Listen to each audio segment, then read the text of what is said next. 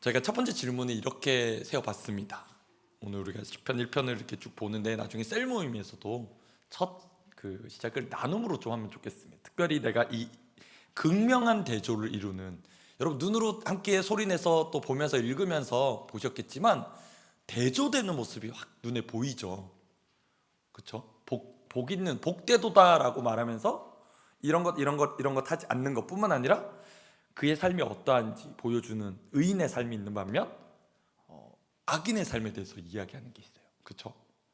그래서 그 중에 혹시 여러분의 눈길이 가장 끌리는 부분이 어떤 부분이 있는지, 어떤 부분에서 과연 내가 눈길이 가고 그런 이유가 뭔지 이렇게 좀 편안하게 나눠봤으면 좋겠습니다. 다를 수 있거든요.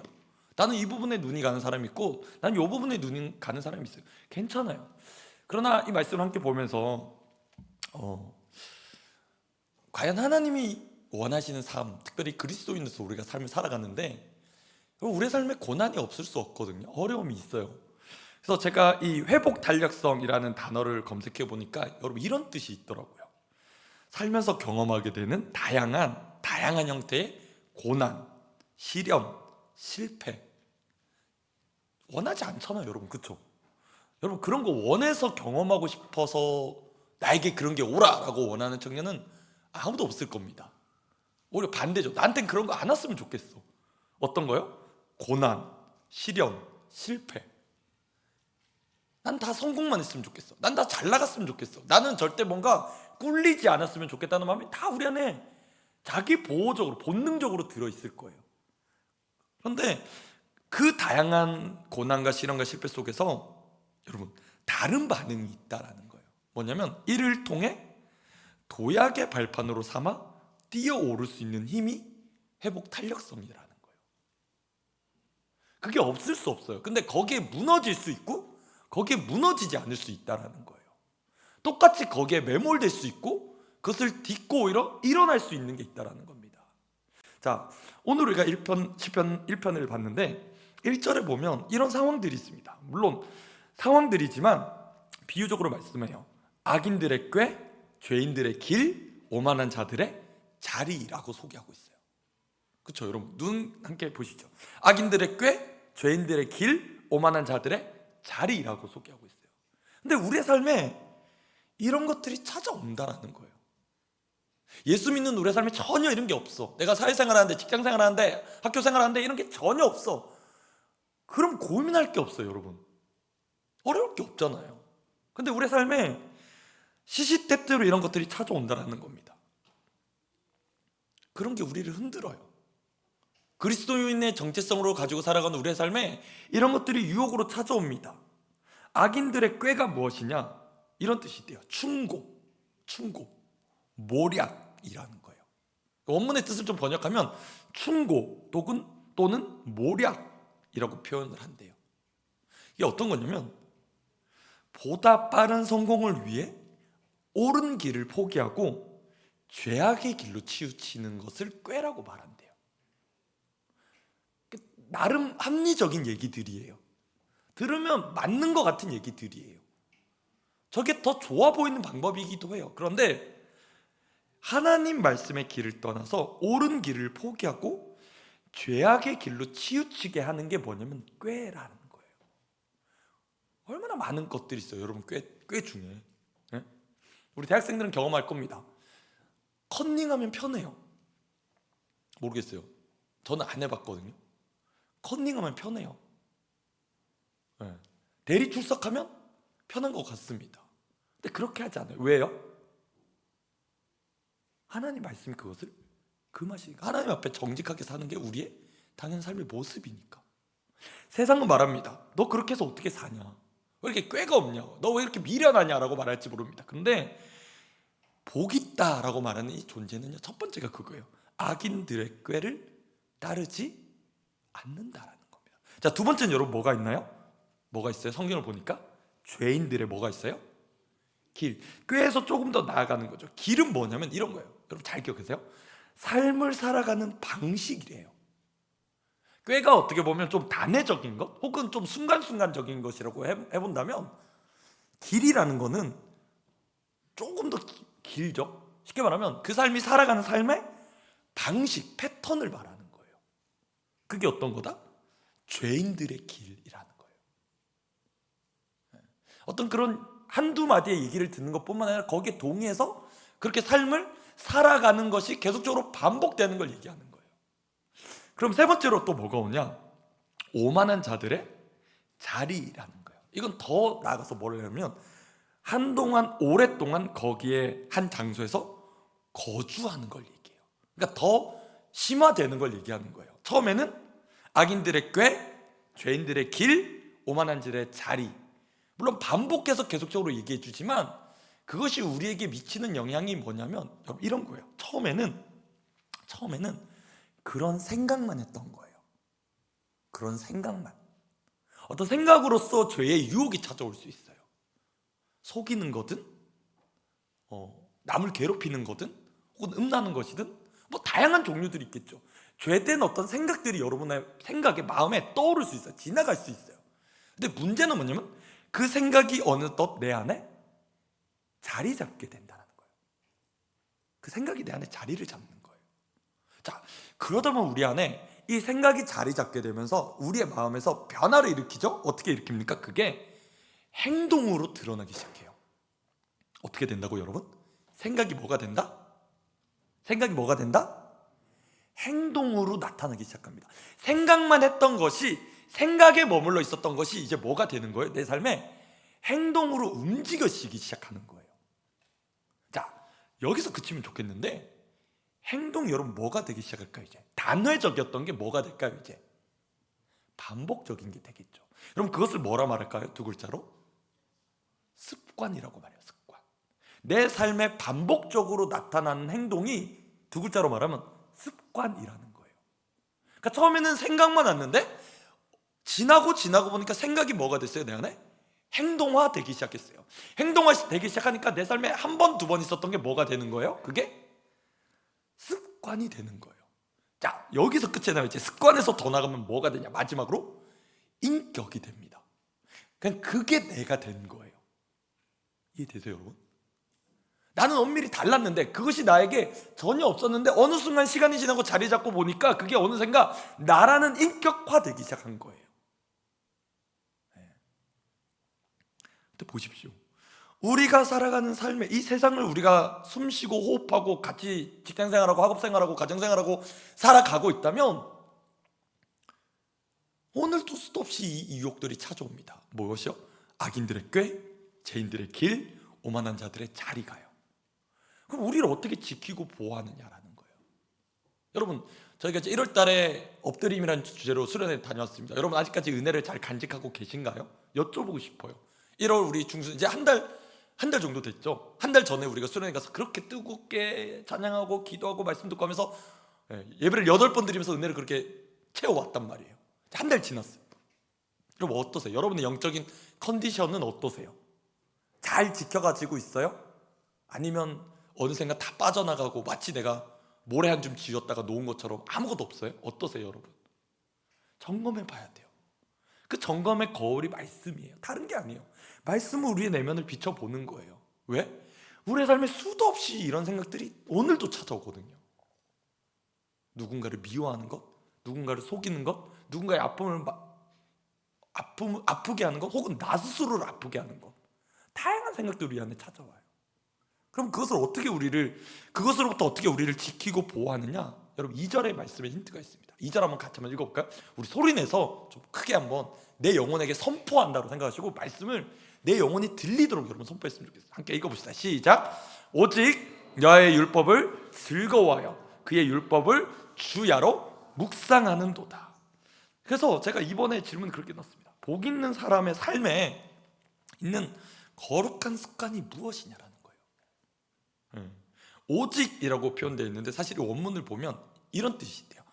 그러나 오히려 더욱이란 뜻이 있대요. 그러니까 오직 이렇게 하면 뭐지? 이건가? 이게 아니라 대조를 이뤄요.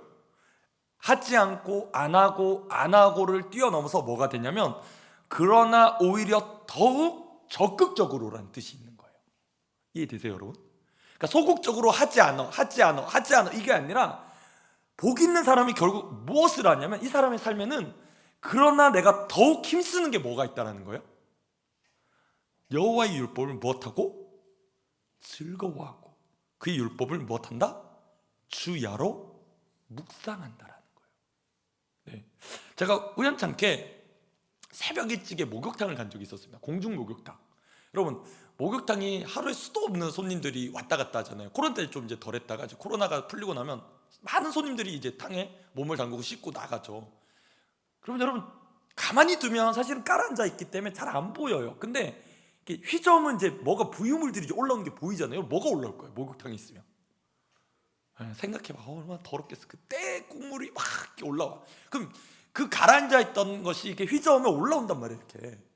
그럼 그걸 어떻게 흘려보낼 수 있을까요? 어떻게 그 탕을 깨끗하게 할 수 있을까요? 제가 유심히 봤어요. 어떻게 청소를 하시는지. 근데 이분이 보니까 이렇게 하신 거예요. 새 물을 틀어놓고 계속 그 물이 쏟아지게 두는 거예요. 새 물을 계속 틀어놔요. 그리고 어떻게 하냐면 계속 젓는 작업을 하는 거예요. 근데 충격적인 건 뭐냐면 그렇게 하면 떠있던 부유물들이 새 물과 함께 이렇게 떠내려가요. 자연스럽게 떠내려가는 거예요. 그래서 제가 깨달았던 게 있어요. 여러분, 기독교 신앙의 특성이 뭐냐면 한번 따라볼까요? 비우는 게 아니라, 자, 다시 한번 크게 보자. 비우는 게 아니라 채우는 거다. 이게 기독교 신앙의 특성이더라고요.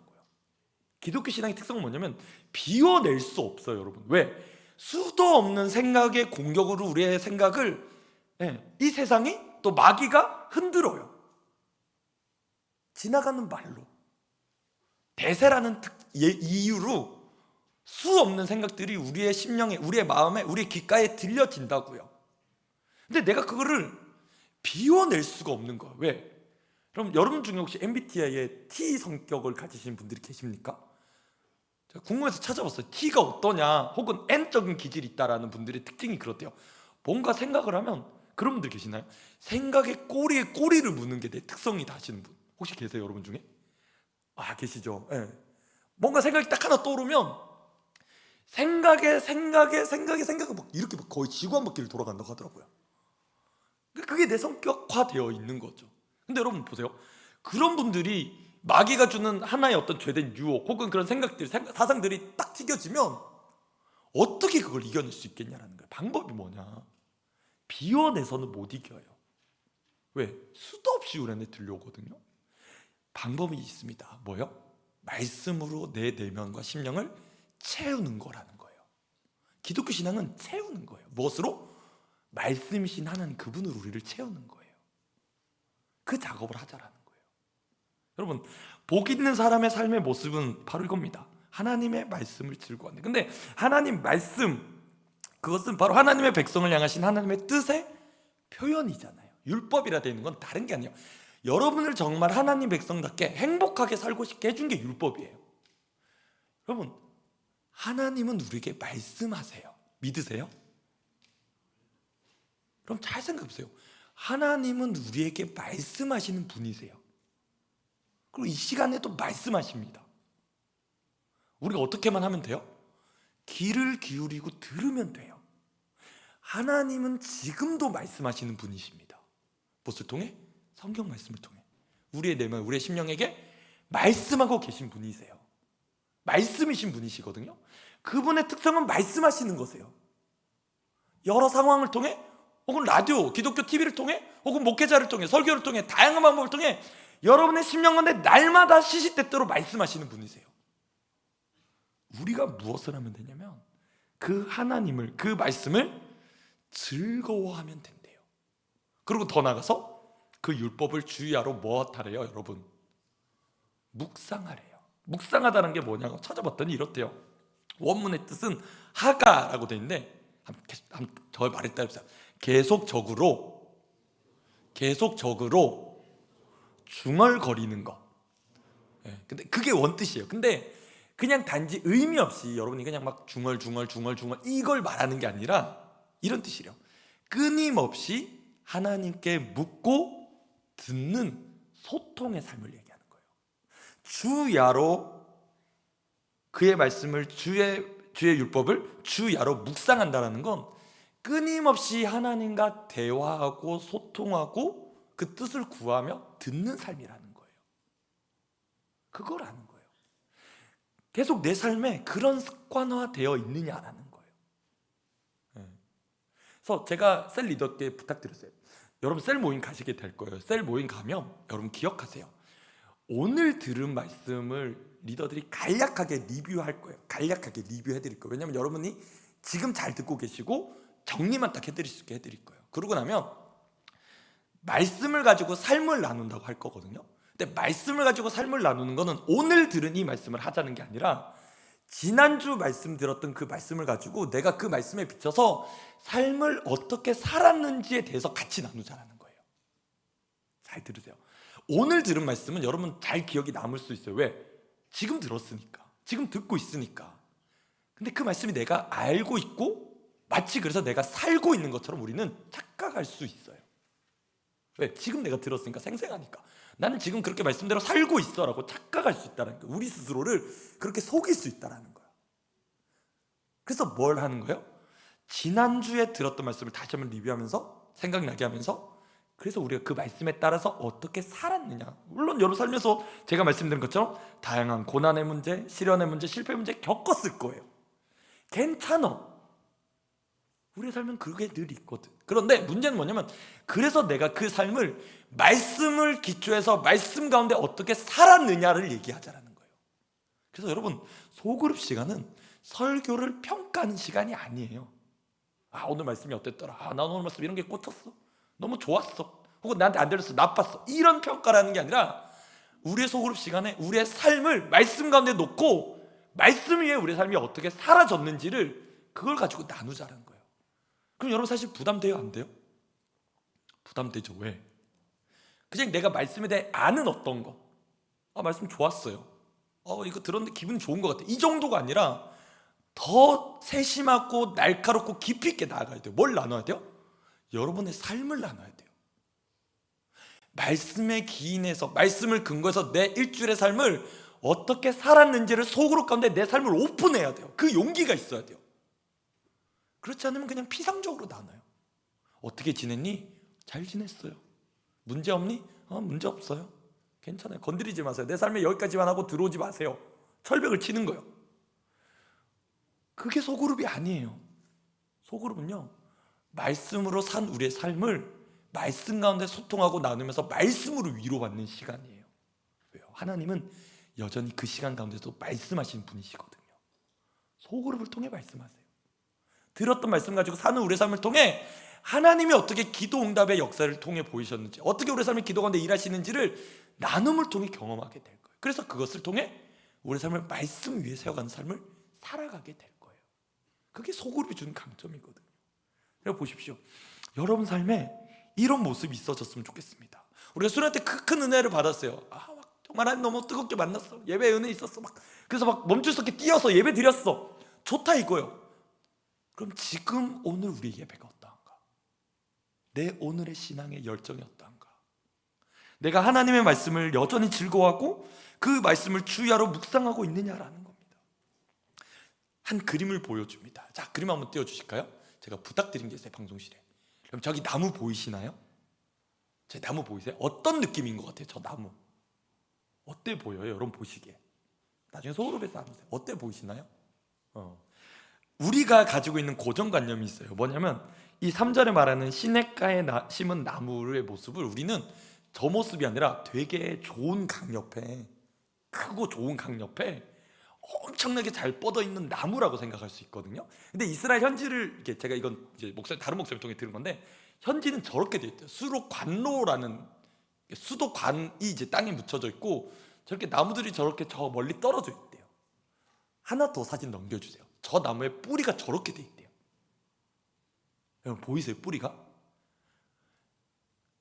복 있는 사람이 뿌리 내리기 위해서 여러분 어떤 삶을 살아가는지 아시겠어요?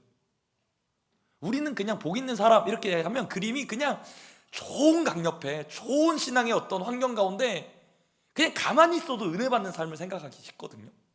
아니라는 거예요. 어때요 여러분? 뿌리 하나 내리려면 얼마나 처져야 했을까요? 저 나무가 뿌리를 내리기 위해서. 왜? 물을 찾기 위해서 여러분 70m에서 100m의 뿌리가 내려간대요. 나무가 살기 위해서. 근데 그게 시냇가에 심은 나무의 삶이래요. 어렵죠. 힘들죠. 근데 여러분 기억하세요. 뿌리가 있기 때문에 살아있는 거고, 뿌리가 있기 때문에 자랄 수 있는 거고, 뿌리가 있기 때문에 열매 맺을 수 있는 거예요. 대조적으로 봅시다. 4절 말씀이요. 같이 한번 말씀 읽어볼까요? 4절 말씀입니다. 함께 읽겠습니다. 시작. 악인들은 그렇지 아니하며 오직 바람에 나는 겨와 같다. 대조되는 거 아시겠죠? 악인들의 모습을 뭐라 말해요, 여러분? 뿌리가 없어요. 이들의 특징은 뿌리가 없어요. 그러니까 어떻게 돼요? 바람이 날면 그냥 의미 없이 날려져 가요. 열매 없어요. 성장하는 것 없어요. 그냥 있는 신용만 한 거예요. 그러니까 문제가 뭐예요? 하나님의 심판 가운데 견디지 못하는 거예요. 하나님이 얼음 주시는데 못 버티는 거예요. 여러분, 악인이냐 의인이냐, 성경은요 죄를 얼마나 전혀 짓지 않았냐 이게 기준이 아니라요, 여러분 기회 되시면 나중에 시편 14편 1절 말씀을 한번 기회 되시면 보시면 좋은데, 악인의 기준이 뭐냐면요 이거예요. 다른 게 아니라 죄를 얼마나 졌냐 안 졌냐 이게 아니라 하나님을 인정하냐 인정하지 않느냐라는 거예요. 다른 기준 없어요. 하나님을 인정하냐 인정하지 않느냐. 악인은요 하나님이 없다라고 생각하고 그냥 그렇게 사는 삶의 모습이래요. 하나님 없어. 내 인생 내가 주인이고 내가 하는 대로 살아야 되고 나 중심의 삶을 사는 거야. 그게 성경이 말하는 악인이래요. 의인은 뭐냐면 하나님이 주인이시다는 거예요. 하나님이 중심이시고 그 말씀하시는 하나님이 내 삶의 뿌리가 되신다라는 거예요. 그래서 내 삶이 거기에 그 기초 위에 세워진다라는 겁니다. 여러분, 저와 여러분이 쉽지 않아요. 말씀을 뿌리 내리면서 살아가는 삶이 결코 쉽지 않아요. 어렵죠. 왜? 말씀 읽는 것도 어렵고 계속적으로 반복하는 것도 어렵고 쉽지 않으니까요. 그래서 저희가 공동체적으로 뭐 하고 있을까요, 여러분? 뭐 할까요, 저희가? 힘든 거 아니까 어떻게 할까요, 여러분? 무슨 활동이에요, 저희가? 말씀팀 활동하는 거. 왜? 같이 하자고. 혼자 하면 힘들잖아요. 혼자 여러분 지속적으로 하는 거 쉽지 않아요. 그러니까 어떻게 하는 거예요? 공동체적으로 같이 하자고 힘을 내자고 하는 거예요. 그리고 또 저희 뭐 합니까? 3월부터 양육반 하죠. 감사하게 지금 22명이 신청을 했더라고요. 한 반에 22명이 아마 미어 터질 것 같은데, 왜 그런 열의를 주셨냐? 저는 그게 하나님 주신 마음에 순종했다고 믿거든요. 뭐에 믿음이 있는 거예요?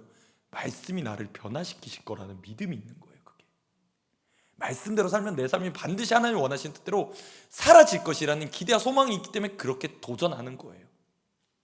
여러분, 제가 세 번째 질문을 주면서 이렇게 여러분께 도전드리고 싶습니다. 24년 한 해 동안 말씀을 더욱 가까이 하기 위한 내가 계획하고 준비하는 나의 실천 방법은 뭐냐, 이거 같이 나누세요. 그리고 서로 결단하고 서로 체크해 주세요. 소그룹 안에서 어떻게 우리의 삶에 말씀을 가까이 할 수 있는지 피상적인 얘기 나누고 뭐 그냥 성경 읽을게 이게 아니라 어떻게 내 삶을 말씀을 가까이 하고 묵상하고 하나님을 주야로 찾을 수 있는지를 같이 나누고 같이 고민해 보자는 거예요. 그래서 어떻게 우리 삶을 같이 공유하자. 나 혼자 너무 약한데, 왜 여러분 그렇잖아요. 뿌리 혼자 내리려고 하면 너무 외롭고 힘들어요. 지쳐요. 내가 혼자 뻘짓하고 있다고 생각 들어요. 아니에요. 성경이 말합니다. 그게 하나님이 인정하시는 삶이래요, 여러분. 하나님이 인정하시는 삶이래요. 어떤 삶이? 말씀을 기준으로 말씀에 뿌리 내려서 사는 삶이. 여러분, 어쩌면 그게 말씀이 정말 하나님을 내가 좋아해요라는 감정을 뛰어넘어서 그냥 감정적인 하나님 좋아합니다, 사랑합니다라는 감정을 뛰어넘어서 어디로 가야 되냐면 행동이 되고 습관이 되도록 의지를 발동해야 돼요. 이해되세요, 여러분? 하나님 사랑합니다, 그냥 예배 때 하나님 경배합니다, 좋아합니다, 뭐 사모합니다 이렇게 얘기하는 게 말로 끝나지 않는 게 뭐냐면 그게 내 삶에 행동이 되고 습관이 되도록 어디로 가야 돼요? 의지를 이제 들이기 시작하셔야 돼요. 구체적인 시간을 정하고 장소를 정하고 어떻게 하겠다는 방법을 정하는 거죠. 같이 나누는 거예요. 그러고 나서 어떻게 하는 거예요? 참 어려운 게 계속적인 말씀을 읽고 묵상하고 나누고 하는 그 삶을 단순, 지속, 반복하는 거예요. 근데 놀랍게도 뿌리가 내려지고 있어요, 여러분. 보이지 않게 말씀의 뿌리가 내려지고 있어요. 그래서 내 삶에 수많은 악인들의 꾀, 죄인들의 길, 오만한 자들의 자리에 유혹들이 날마다 찾아올 때 그걸로 방어하고 이겨낼 수 있는 힘이 생기기 시작할 거예요. 다른 게 아니에요. 말씀이 우리 안에 자리 잡을 때예요. 저 여러분이 그 도전 가지고 한 주 살아갔으면 좋겠습니다. 다음 주에도 말씀이라는 주제를 가지고 한 번 더 나눌 텐데, 우리가 한 주를 정말 그렇게 결단하고 정말 속으로 가셔서 오늘 다른 얘기보다 어떻게 정말 내가 이걸 실제적으로 해볼 수 있을까를 같이 고민을 나눠주셨으면 좋겠어요. 그리고 같이 안 되는 거 알잖아요. 그럼 서로 기도해 주는 거예요. 말씀으로 살 수 있도록 서로 기도해 주는 거예요. 중보하는 거. 왜? 그거 너무 힘드니까, 외로우니까. 말씀 어떻게 가까이 할 수 있을까? 어떻게 하면 한 절이라도 내가 보고 기억하고 외우고 묵상할 수 있을까? 서로 같이 나누는 거예요. 서로 붙들어 주는 거예요. 그럴 때 말씀이신 하나님이 우리 공동체 안에 능력으로 일하실 줄 믿습니다. 함께 찬양하면서 나갔으면 좋겠는데요. 저 정말 찬양에 대해서 고민 많이 하다가 이 찬양의 가사로 묵상하다 이렇게 정했습니다. 주 말씀 내 삶 비출 때 내게 주신 말씀 그 말씀을 따라 살아가게 하소서. 주 말씀 내게 비출 때 그 말씀이 나의 삶 되어 주를 닮게 하소서. 주의 말씀은 내 발의 등이요 내 길의 빛이 되시니 그 말씀을 따라 한 걸음 또 한 걸음, 여러분 많이 아니에요, 한 걸음 또 한 걸음 살아가게 하소서. 이 귀한 고백으로 하나님께 우리의 믿음을 올려드리며 나갔으면 좋겠습니다. 찬양합시다.